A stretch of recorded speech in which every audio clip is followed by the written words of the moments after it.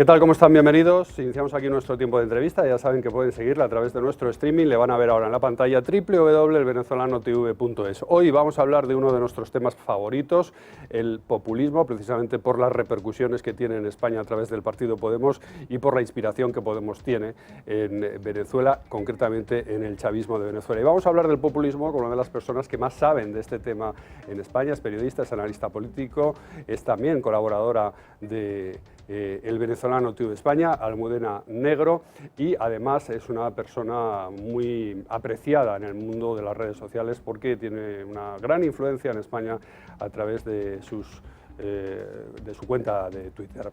Almudena, ¿qué tal? Bienvenida. Bueno, me he puesto colorada y eso no me conviene porque ya sabes que es roja. A ver si voy a acabar siendo populista, Javier.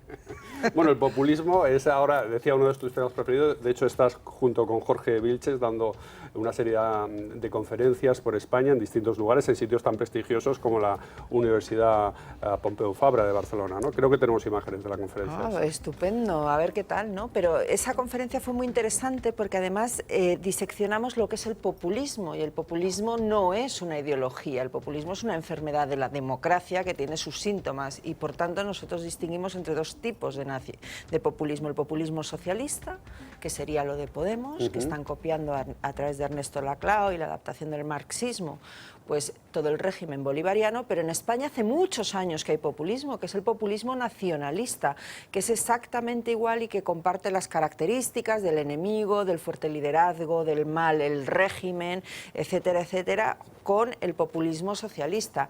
Y fue muy interesante porque diseccionamos precisamente el populismo nacionalista en una universidad en Barcelona, lo cual siempre es un reto y debo decir que acabamos encantados. O sea que esa tendencia que tiene Podemos, por ejemplo, en Cataluña a unirse con el independentismo o el nacionalismo, lo que configura es un populismo, digamos, nacional socialista, ¿no? Por decirlo así, aunque sé que es una frase un poco provocativa, ¿no? No, puedes provocar lo que quieras porque tienes toda la razón.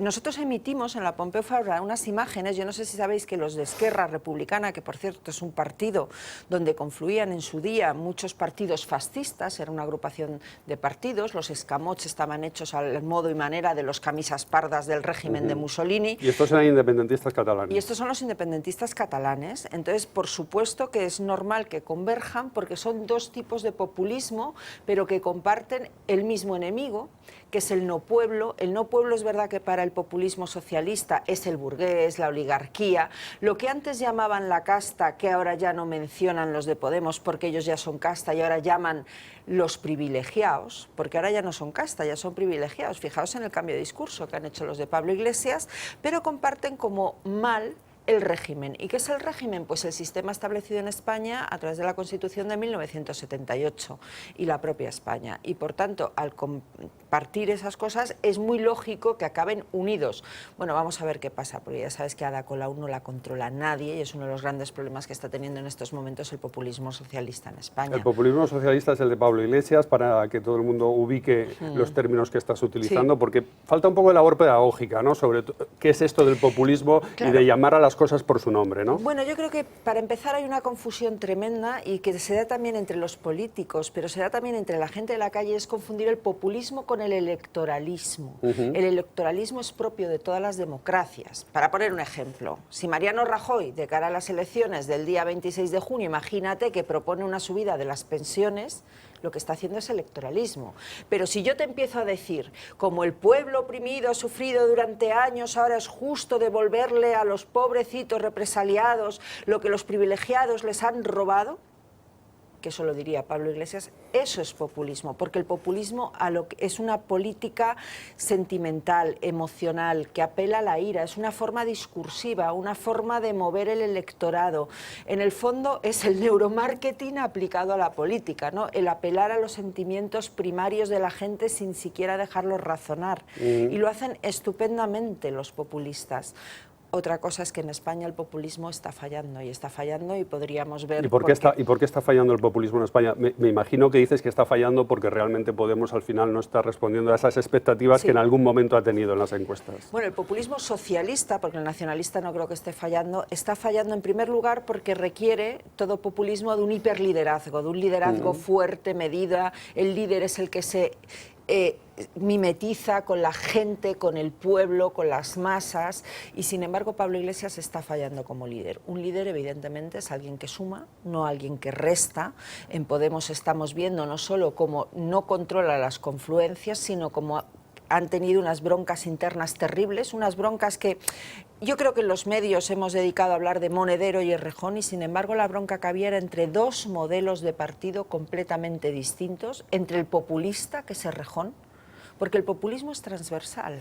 El populismo es el que quiere ser transversal. ¿El modelo populista en Podemos es el que representa a Íñigo Errejón? Por supuesto. Frente a Pablo Iglesias. Entonces Pablo Iglesias no es un... Frente a Monedero, ¿no? ¿Y Pablo Iglesias dónde está? Pablo Iglesias acaba de pactar con Izquierda Anticapitalista, los que consideran socialfascistas al PSOE, con una extrema radical, acaba de pactar con los izquierdistas. El populismo, para triunfar, necesita ser transversal, que era lo que proponía, y el discurso de Errejón es un discurso que pretende ser transversal. Cuestión distinta es que engañaran o no a los españoles, pero es la pretensión del populismo. Mientras que Monedero y Pablo Iglesias lo que pretenden es hacer un frente popular de izquierdas. Eso rompe la transversalidad. Hoy hemos conocido, o ayer conocimos, si no me equivoco mal, que Pablo Iglesias está dispuesto a llegar a un acuerdo de gobierno con Izquierda Unida, algo que el país titula que están al borde de llegar a un acuerdo nacional. Bueno, pues eso es echarse en manos del izquierdismo, porque Izquierda Unida no es un partido populista, no es una confederación populista, por entendernos, sino que es izquierdismo clásico.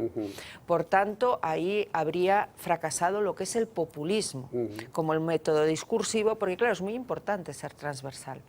En estos momentos Pablo Iglesias se acaba de echar a la izquierda, acaba de dejar un gran espacio que por supuesto no sabrá aprovechar a Pedro Sánchez, incluso a Ciudadanos. En cambio, sobre esto que estás diciendo, que es la noticia, una de las noticias del día, de la posible confluencia o alianza de Podemos con Izquierda Unida, hay voces en Izquierda Unida que le están poniendo a parir literalmente a Alberto Garzón, porque consideran que está vendiendo a Izquierda Unida a Podemos y que está diluyendo la identidad de esa izquierda clásica que tú dices en el populismo de Podemos. Lo que pasa es que el absorber a Izquierda Unida también es un grave riesgo para Podemos, porque claro, es absorber al Partido Comunista de España, con una ideología muy clara izquierdista, con unas bases muy jerarquizadas, muy disciplinadas, muy obedientes, y que van a obligar además a los de Podemos a rehacer las listas electorales, porque hay algo que está pasando desapercibido, y es que Pablo Iglesias no quería primarias de nuevo, como está sucediendo en Ciudadanos, de cara a unas posibles elecciones el 26 de junio, pero claro, si absorbemos Izquierda Unida vamos a tener que pactar listas. ¿Cómo va a resolver Pablo Iglesias eso de cara a sus círculos cada vez más vacíos? ¿Vamos a volver al método que le propuso Errejón, que es mucho más pragmático, de las listas plancha y de imponer los candidatos, etcétera, etcétera? ¿Y cómo va a vender eso a las bases, esa absorción? Y por otro lado va a tener el problema de tener un grupo perfectamente organizado, no este descontrol de pollos sin cabeza que son las mareas, inserto dentro de Podemos. Y que Izquierda Unida es una formación en el fondo muy jerarquizada y muy organizada. Y va a entrar en un descontrol total que es Podemos. Por eso está fracasando Podemos. Por un lado, ha abandonado la transversalidad que da la fuerza al populismo que defendía Íñigo Errejón. Por otro lado, su líder ha fracasado. Su líder ha fracasado clarísimamente, y basta con ver, por ejemplo, las valoraciones que hacen los ciudadanos en las encuestas de Pablo Iglesias y ver cómo su popularidad está cayendo continuamente. Entonces yo creo que vamos a tener un Podemos Izquierda Unida posiblemente muy a la izquierda, y Pedro Sánchez sería tonto si desaprovechara la ocasión para volver a centrar al Partido Socialista, porque no hay que olvidar que el PSOE, cuando ha ganado las elecciones, es cuando ha conseguido conectar con las clases medias, que no son precisamente radicales de izquierda. Entonces lo que me estás comentando, más o menos, si no lo entiendo mal, es que Podemos está renunciando, se está dando por vencido en su intención inicial de convertirse en un gran movimiento de masas transversal, populista, y finalmente se va digamos, se va a conformar con ocupar un espacio importante dentro de la izquierda radical, lo que fue Izquierda Unida en sus mejores tiempos. Posiblemente, porque además si miras las encuestas, la caída, si no van con las confluencias a plomo que está teniendo Podemos en las encuestas, le van a dejar con mejores resultados que los que obtuvo Julio Anguita, que es el que mejores resultados ha obtenido para Izquierda Unida, pero yo creo que no van a conseguir, ni siquiera, fíjate, creo que consiguieran el sorpaso en Porque caso eso es lo que de ir están con persiguiendo en Izquierda última Unida. instancia, ¿no? Conseguimos el poder, pero conseguimos convertirnos en la fuerza hegemónica. Claro, porque la hegemonía, ¿no? Que el núcleo irradiador de la izquierda, la hegemonía en la izquierda. Pero yo creo que lo tienen complicado primero porque el propio Pablo Iglesias lo decía hace tiempo, antes de las elecciones generales del 20 de diciembre. Lo suyo es una pistola con una sola bala. Y esa bala la desperdiciaron el 20 de diciembre cuando no lograron el sorpaso. Y además cuando han tenido un grupo parlamentario absolutamente disgregado y empieza a fallar todo. Yo creo que Pablo Iglesias está en una huida hacia adelante, es un personaje, ahí Enrique Riobó, por ejemplo, lo ha plasmado perfectamente en su libro, es un personaje soberbio que no escucha absolutamente a nadie y muy poco leído, pese a aquello que han dicho en muchos medios, es un profesor universitario. Bueno, Pablo Iglesias es un chisgarabisa y el leído es Monedero, el más leído de todos es Monedero, y Pablo Iglesias pues es un soberbio y yo creo que no va a escuchar a nadie, está en una huida de adelante para, como sea, lograr el sorpaso que yo creo que no va a conseguir. Entonces, Pablo Iglesias, que es un chisgarabís, según dices tú, si hubiera tenido un carisma propio de los grandes líderes populistas, Hugo Chávez, Benito Mussolini, claro, es que hubiera arrasado, ¿no? Hubiera arrasado en la situación que se está viviendo en España. Por supuesto, porque el populismo surge cuando hay una democracia enferma, cuando se dan una serie de circunstancias, la desafección de la gente hacia los políticos, cuando hay una crisis económica, una crisis de sistema. Y una de las características, uno de los síntomas precisamente del populismo es el hiperliderazgo, el tener un líder fuerte. Piensa, por ejemplo, un momento en la foto de Artur Mas, el otro gran populista, rodeado de varas de mando de alcaldes al salir de declarar en los tribunales. Ese es un hiperliderazgo. Pablo Iglesias al final ha fracasado completamente y por eso va a fracasar el proyecto de Podemos. Yo creo que lo hablábamos ya aquí hacía tiempo, cuando todavía todos decían, no, Pablo Iglesias no. Pablo Iglesias es que no es Hugo Chávez. Es que esa es la diferencia. Pablo Iglesias no es Hugo Chávez. Y con respecto a Venezuela hay quizá otras diferencias que hacen que yo sea optimista en España, ¿no?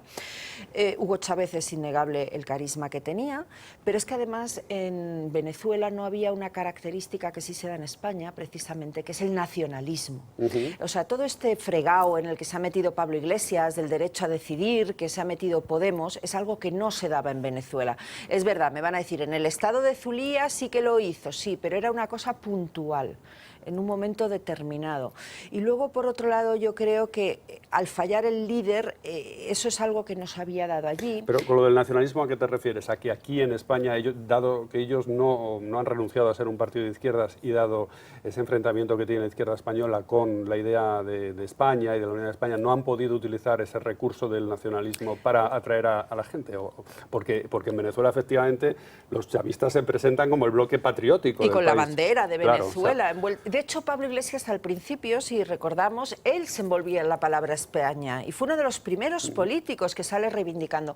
Pero claro, el problema que tiene es que ellos van a las elecciones porque son un partido movimiento, no un partido con las confluencias, con las famosas mareas, con todos esos movimientos sociales, y dentro de esos movimientos sociales tiene muchísimo peso Ada Colau. Ada Colau es fundamental en esos movimientos y esos movimientos son nacionalistas, han asumido como propio, porque una de las características del populismo es que va marcando la agenda política, la agenda cultural, absolutamente toda la hegemonía cultural, ¿no? Pues Ada Colau ha asumido como propia la agenda del populismo nacionalista y eso le rompe al populismo socialista. Y Pablo Iglesias ahí tiene un gran problema, que es el derecho a decidir. Van a decir que sí, van a decir que no, y luego por otro lado tenemos el problema de que como hemos tenido en España, bueno, el problema, yo creo que la bendición en este caso, que como en España llevamos 30 años de populismo que además ha sido legitimado desde los partidos que han gobernado en España. El populismo independentista, ¿te refieres Claro, ahora? el populismo nacionalista. Lo cierto es que tanto la izquierda como la derecha en España habían asumido ya como propio el lenguaje nacionalista, la agenda del nacionalismo, y eso rompe esa posibilidad de un populismo a la venezolana en España, porque está tan inserto, tan absolutamente inserto. Y otro de los grandes fracasos de Pablo Iglesias es que ha asumido como propias las bioideologías. Es decir, no es marxismo en estado puro pasado por Ernesto Laclau, sino que ahí tenemos, por ejemplo, las reivindicaciones ecológicas de Podemos o el otro día decía, ahora Madrid dicen que a ver si es que nos están contaminando el cielo para que llueva y cosas por el estilo. Eso es la asunción de la bioideología de la salud. Están haciendo suyas esas bioideologías que son de raíz nacionalsocialista. Nazi te refieres. Sí, nacionalsocialista, biologicista. Sí. El socialismo es mecanicista, el nazismo es biologicista y eso también lo han asumido como propio. Y ahí yo creo que el problema es que a Pablo Iglesias, sinceramente, ¿sabes lo que le ha faltado? Mucha lectura.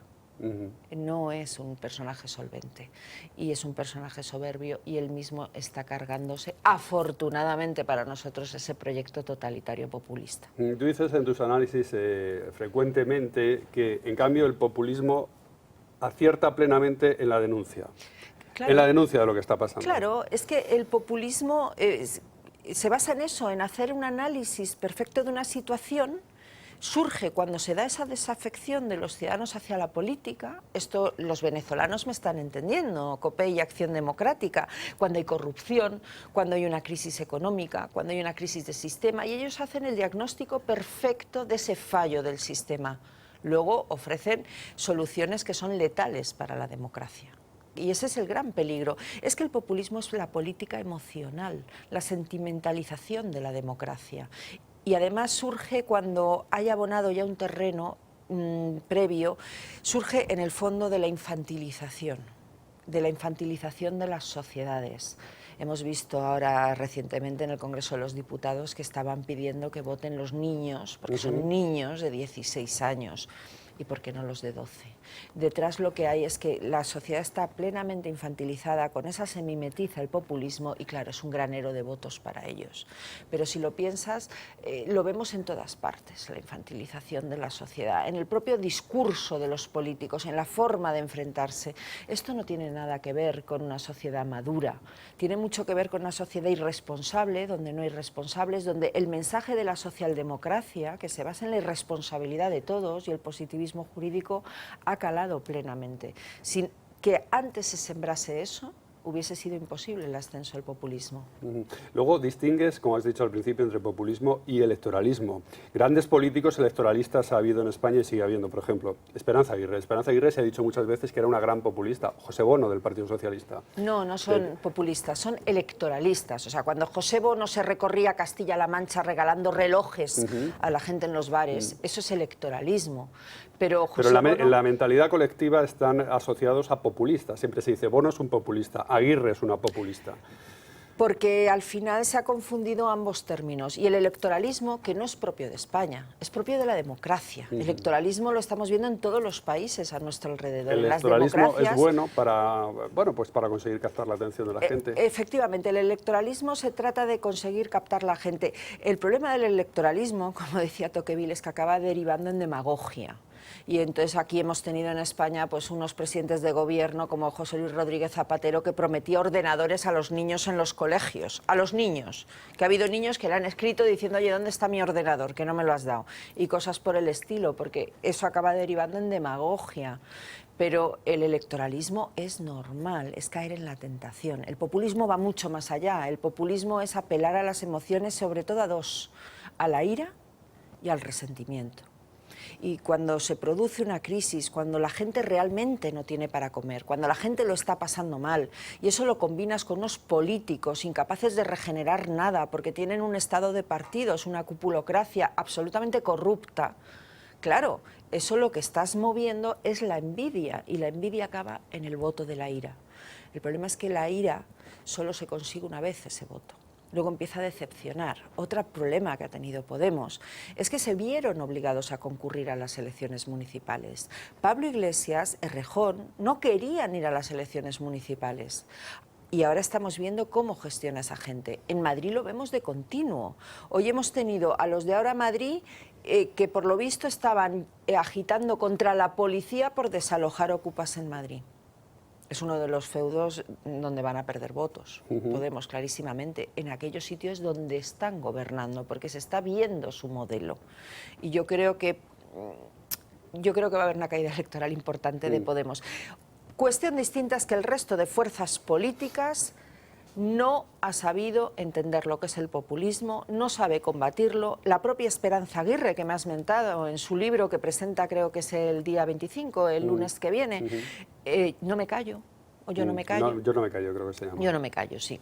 Bueno, pues en ese libro reconoce su error en la campaña electoral, porque enfrentó el voto de la ira, que iba hacia Podemos, con el voto del miedo. El voto del miedo no funciona.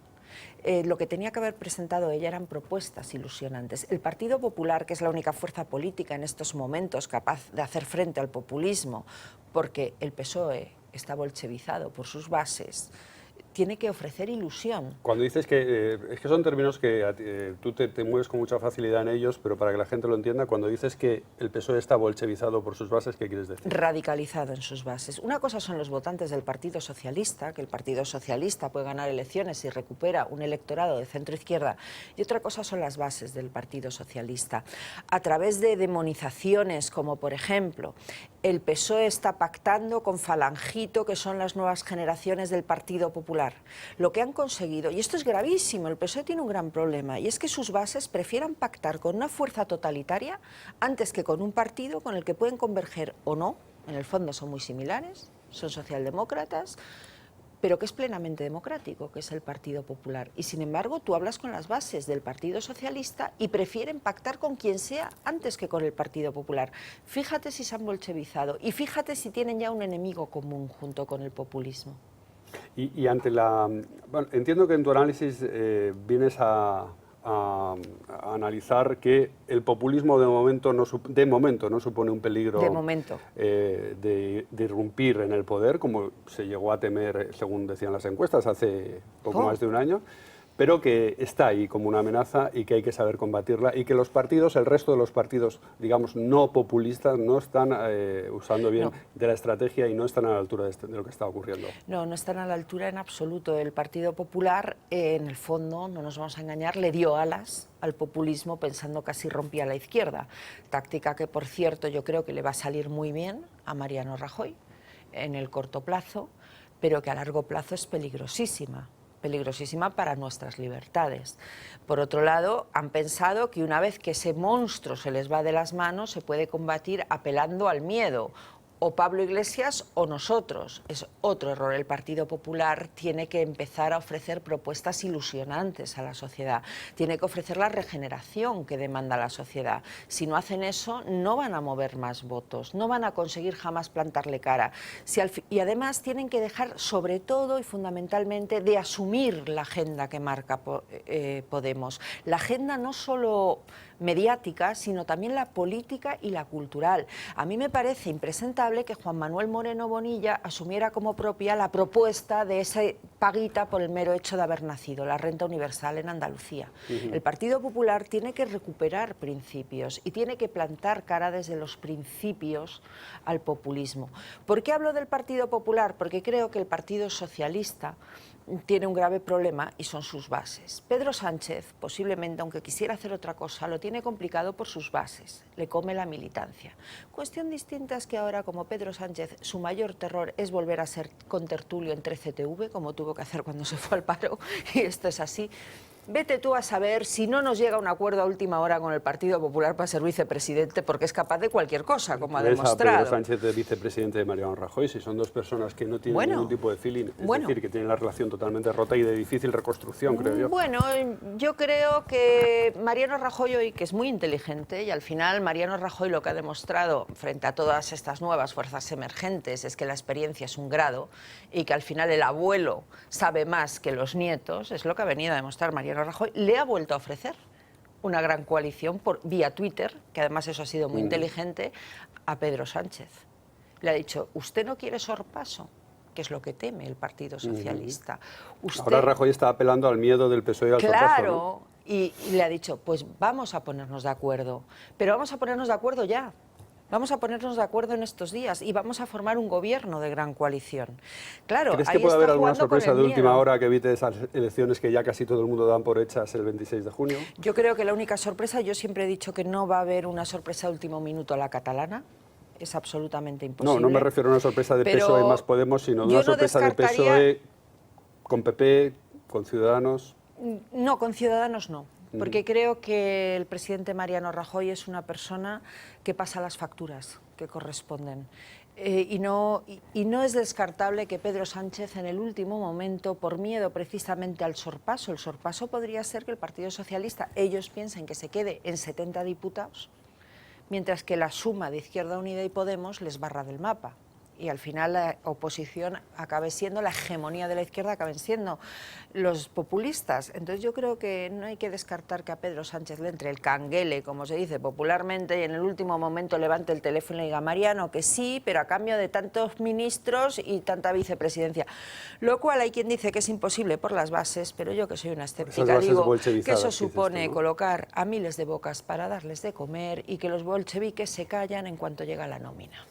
Bueno, pues ese ha sido el análisis, esa ha sido la contundente frase última que has pronunciado, Almudena Negro. Ya ven, como siempre, sin pelos en la lengua. Gracias por estar con nosotros en el Venezolano TV España. Encantada, siempre que me llaméis. Esta ha sido la entrevista, análisis en profundidad, como han visto, muy en profundidad de lo que es el fenómeno populista, pero también con conceptos muy entendibles y con un lenguaje muy entendible para todo el mundo. El análisis del populismo y de la situación política en España, de la mano de Almudena Negro. Ha sido nuestra entrevista en el Venezolano TV España. Ya saben que pueden seguir toda la programación a través de nuestro streaming www.elvenezolanotv.es. No se vayan porque ahora llegan las noticias. Hasta ahora.